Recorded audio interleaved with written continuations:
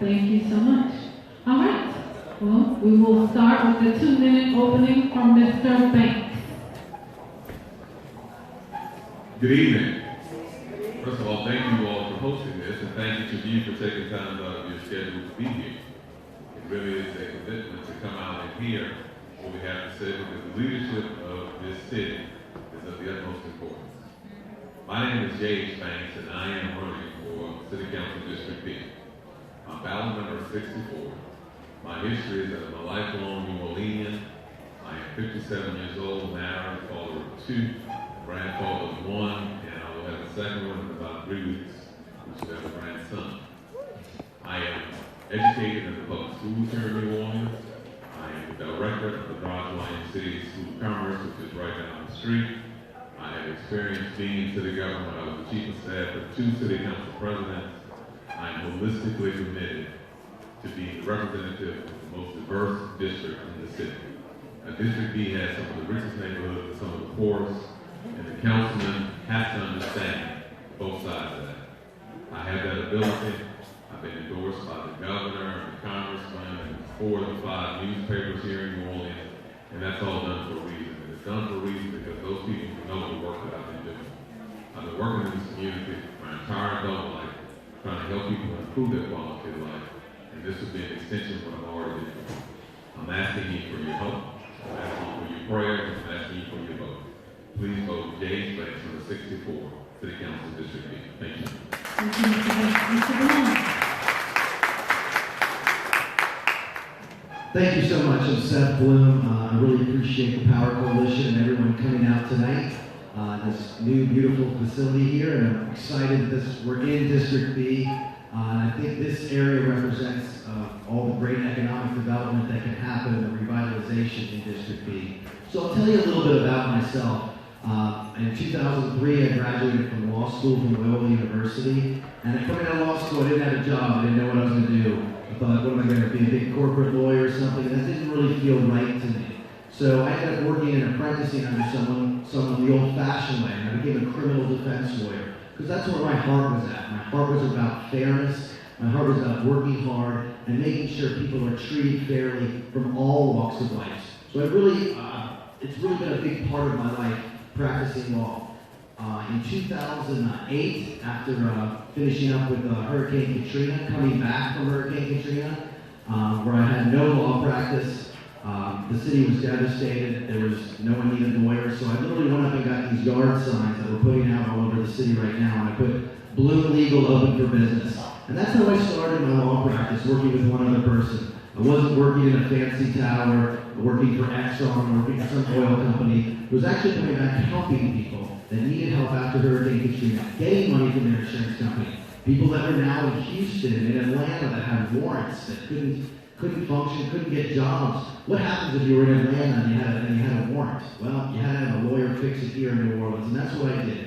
So that's the kind of person I am, about fairness, about treating people that have problems. I've gone through my own struggles, I've had my own problems, so I understand that. And that's why I have a sense of compassion when it comes to people with drug and alcohol problems, and I don't have a sense of compassion with people that are committing violent crimes across the city. So public safety, infrastructure, and economic development are some of the things I want to talk about, and I think they all go together. So thank you very much. I'm Seth Bloom. I'm running for City Council District B. We're going to dive right in and talking about short-term rental policies, an issue that obviously is very sensitive in District B. This district is feeling the strain of increased short-term rental and increasing property taxes in some of its neighborhoods. We hope that we can help to strengthen and improve our community without pricing working people and families out. Can you talk a little bit about how you perceive the impact of short-term rentals on the community, and what specific policies or programs will you push in the City Council to increase home ownership opportunities for the working class? We'll start with you, Mr. Bloom. Let me be very clear. I am not in support of short-term rentals the way that they're being structured now. Short-term rentals are devastating affordable housing. If you go 3 blocks, 4 blocks down the street, the apartment building that's at the corner of Oceana and Jackson, I used to have staff that lived in that building. I can't afford to pay them enough to live there now. And it's supposed to be studio apartments, but what that is that's a mini hotel. Go out there every 2 or 3 days, you're going to see different cars in the parking lot. The way short-term rentals now, they're taking away affordable housing out of our neighborhoods. And let me be honest with you. I was here earlier for the forum and heard the question, whether or not we like it or not, the goose that lays whatever it is, be gold, platinum, or aluminum, for you all in this tourism. People come here for the magic that this city has, for the food and for the music, but no horn ever blew itself. No Pomeranian music ever cooked itself. It's the people that make that happen. It's the people that make that happen can't afford to be here. Then we never have to do that. But when short-term rentals are structured now, I am vehemently against it. I think that it ought to be redone. I think short-term rentals ought to be tied to homestead exemptions. I don't think that absentee landlords should have the ability to create these many hotels in neighborhoods. And as it relates to taxes increasing, that's what actually pushed me into the race. I think we need to put a freeze on property taxes. I think we need to adjust property taxes for residents that have been here back to the Katrina race. We should not penalize people that have been here for generations because new people are coming in. I think that that's passing in place, and I think we really need to do that. And I propose it, and I'm going to go to the legislature and lobby for it. If you take the value out of your house and you pay the taxes on that, but don't make me pay taxes because somebody more affluent moved into my neighborhood and was able to raise a $50,000 house to $500,000 house and you pay the minus for that for me. And my income did not raise to match that.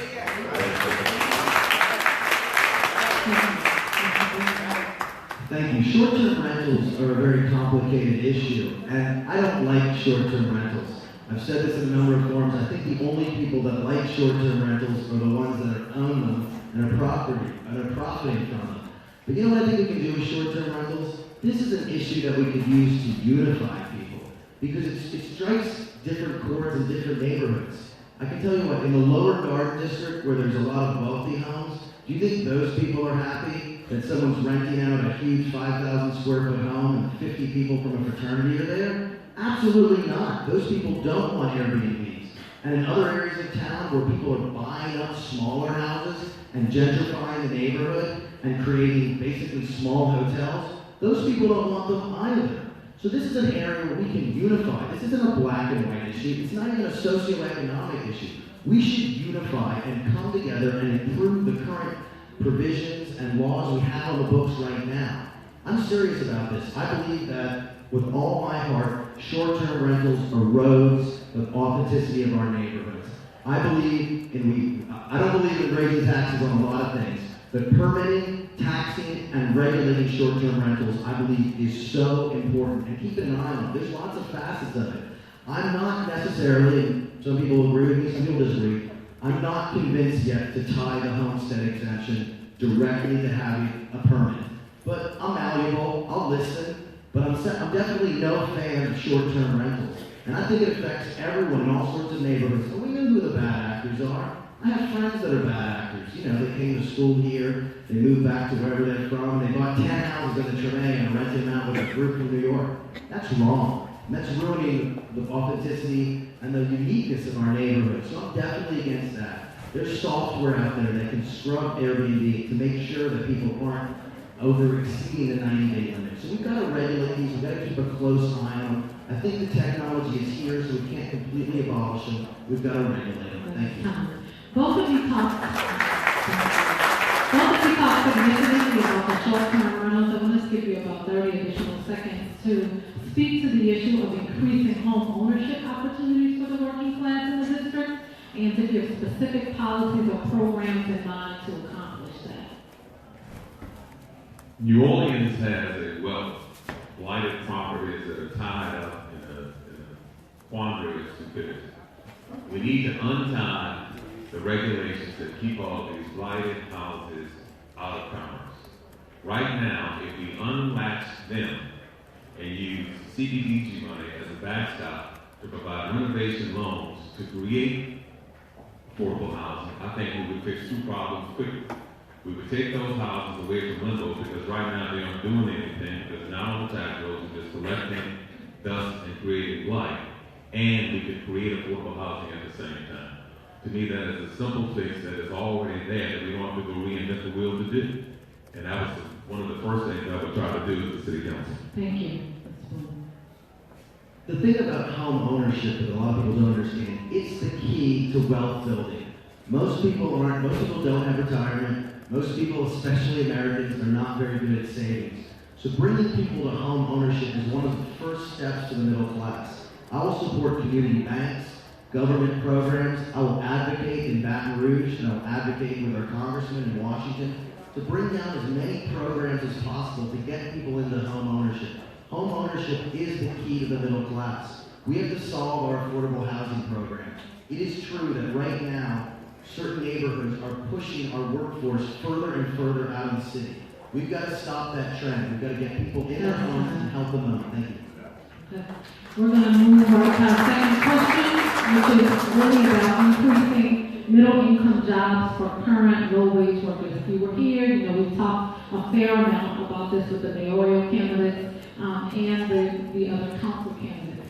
We know that small businesses are an important economic engine in community and provide local jobs. What policies would you promote that increase investment, both public and private, in neglected communities while protecting residents from displacement? We'll start with you, Mr. Bloom. Yes. Okay, thank you. I think one of the keys to this is public-private partnerships. What we have to do is we have to find ways to develop new industry here in New Orleans. And I'll tell you what, I'm not someone that bashes the hospitality industry.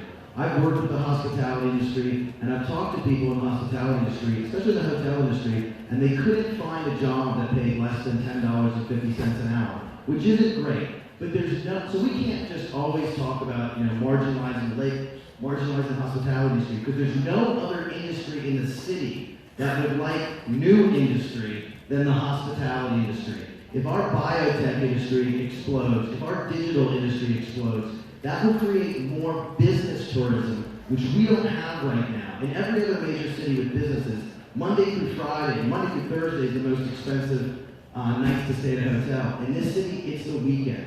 So I want to look at all sorts of programs. I want to work with existing successful companies that are already there. Let's talk to some of these companies. Let's talk to the Port of New Orleans. Let's talk to the Audubon Institute. Let's see where we can work with the hospitality industry. We could work with other industries that have already built a base, train people, vocational schools.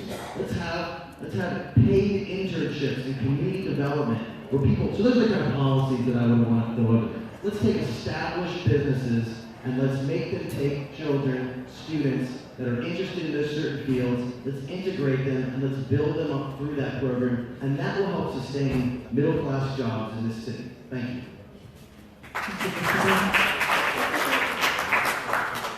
I work right down the street to my left, and I'm the director of a training program that trains individuals to become practical nurses. But if you go down here to the right, go past the expressway, you're going to see a whole lot of brand new, tall, beautiful apartment buildings. Well, those apartment buildings are being built for a reason. There are jobs here, and there are good paying jobs here. But the folks that are getting those good paying jobs here are not the people that are here. They're coming in from out of town together. Now, the fact is that we do have opportunities here, but we are not training our local workforce to take advantage of them. Now, it makes sense to me that if we know those opportunities are there, that we need to be directing resources and activities towards training people to be able to take advantage of those jobs. It ain't rocket science. They're there, obviously. Again, you ain't got to go far. Just go right down the street. All those buildings are down there for a reason. Because people are going to live in them, and they got to be able to afford to pay to live in them. Those are those biotech jobs that people are coming in here for. I am going to be a strong proponent of continue what I'm already doing and having workforce development and having training. I'm extremely honored that the AFL-CIO endorsed me, but a part of that was because I've been working with them before this campaign started about trying to create training programs for our young people to give them opportunities to do something other than be hospitality workers. Everybody in here probably knows somebody with an advanced degree that's either unemployed or unemployed. But I'm going to guarantee ain't nobody in here with one unemployed electrician or one unemployed plumber unless he or she chooses to be. If we train our children and give them a skill that they can use for their life, they will always be successful. Workforce development and training, I will be focused on it. Thank you. Our next question is related to affordable housing. Again, obviously an important hot topic. The city has committed to create 7,500 affordable housing opportunities to address the needs of the over 30,000 cost-burdened households identified by Housing NOLA. How do you plan to honor this commitment if you're elected? Again, let me go back to what I said before. We already have a wealth of housing out there that's not being utilized. In addition to that, Hano has a whole ton of properties that it is not using. We've got access to properties that are there that we are not using. You can kill two birds with one stone. Put those properties back into commerce. Let's develop them into affordable housing. Again, the people that make this city work have to be able to stay here. If we lose the workers that make the food and play the music and do what we do, I don't have any problem with Minneapolis or with San Antonio. Those places ain't New Orleans. And if the people that make magic here want to stay here, we're going to lose it. We've got an ability right now. It ain't rocket science, y'all. It's there. We just got to figure out the wheel to be able to do it, untangle the mess that it's in, put them back into commerce, and let's utilize the stock that we have. And I'm going to guarantee you, we'll make that 7,500 easy. And some more. Mr. Bloom? Yeah, thank you. Just like Jay said, this is something I've already done. I served 8 years on the school board, 2 years as president. And this is something that I was successful to some extent, but I couldn't complete everything I want to do, and that was land swaps and getting rid of excess land that OPSB had. OPSB had land and still does all over the city of New Orleans. Some of it's even in Jefferson Parish. We have so much land. So what we did when we were there, we put a lot of that back into the commerce. Then went to commerce, we're not paying to mow the grass, we're not paying for insurance.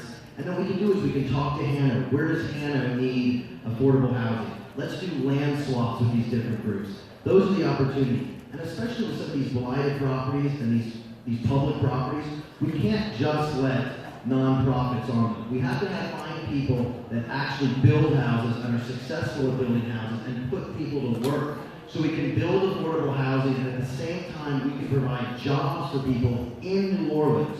So we can solve two problems, and that's how I believe. I believe land swaps. I believe looking at property taxes and studying them. We don't need to add more taxes on the books, but what we do need to have is make sure we're collecting the ones.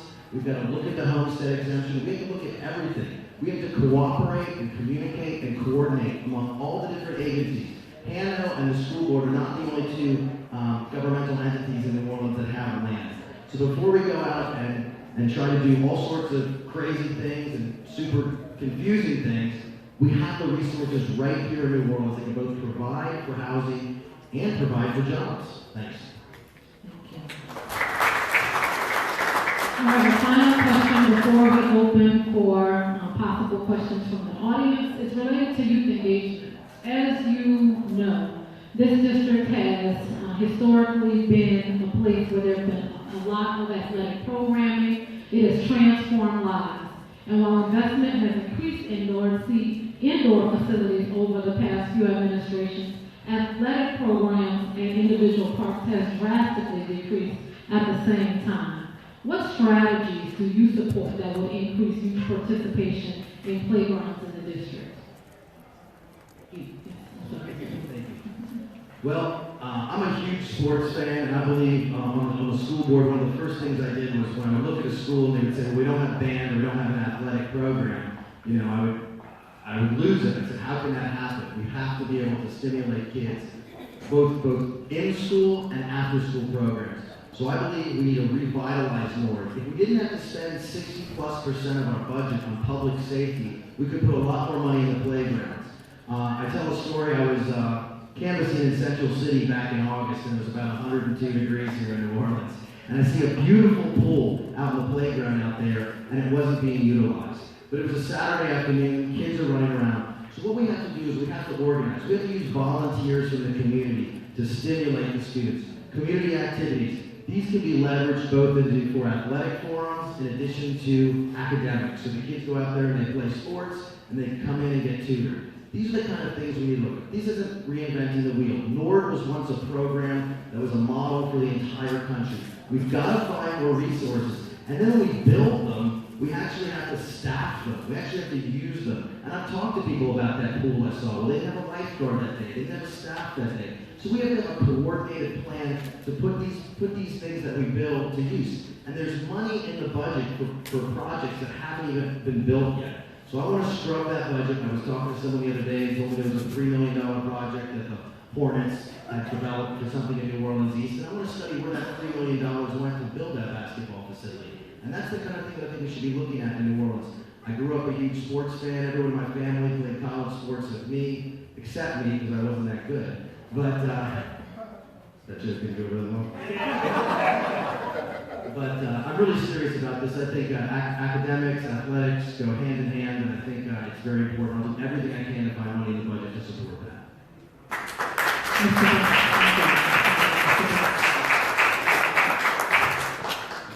I keep circling back to the fact that I work right down the street at the Bronx YMCA. We operate youth programs year-round, 6 days a week.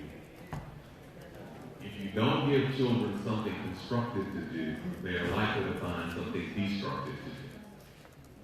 I thoroughly understand that we have to have more programs like the Y throughout the city. Now, NORD is just one component, but there are other private entities that also provide youth services, the Yet Center and Boys and Girls Clubs and all of those kinds of activities that help support our kids' life. I am a much stronger proponent of engagement than incarceration. There has to be a way to redirect some of the funding that we're currently using to keep people in the system to help divert them from the system. Now, I'm not there yet, so I can't tell you what line item it is, exactly what page it's on. But there has to be some way that we can redirect funding to increase and enhance our youth programs. If we give our children structured, safe activities, they're going to participate in them. If you give them something constructive to do, they ain't going to find something destructive to do. And this is not new to me. Now, when I leave here right now, I'm literally going right back down the street because I got a lot of it. This is something that I do every day, and I'm very, very familiar with it. And I'm glad to hear that there is such a focus on it. Because if we don't do something with these kids, we're going to have far bigger problems than what we know now.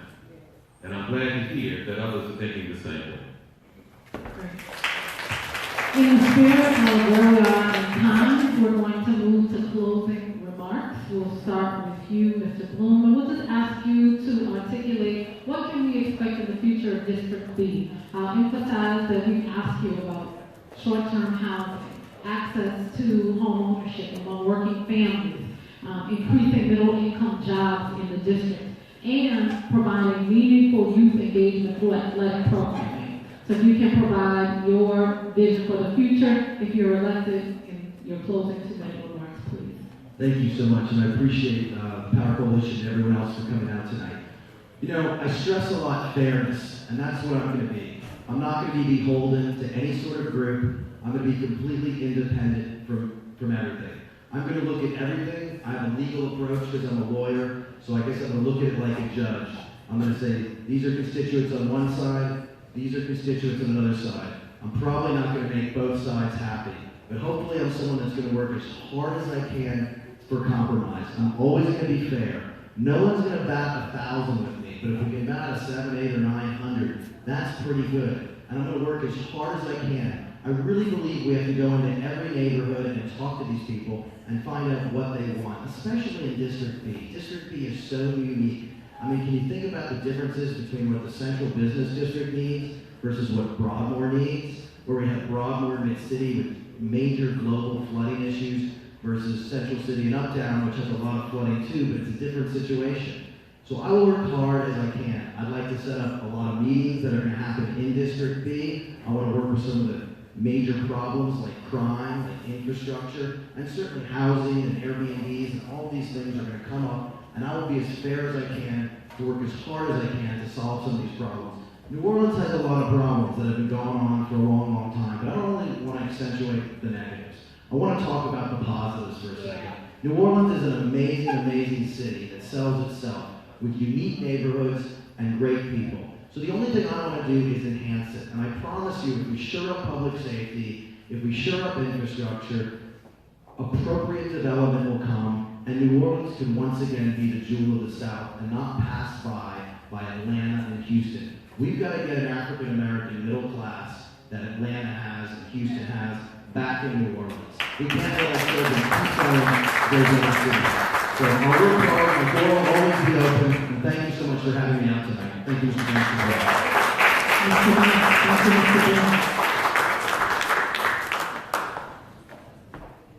I am going to be councilman for District B.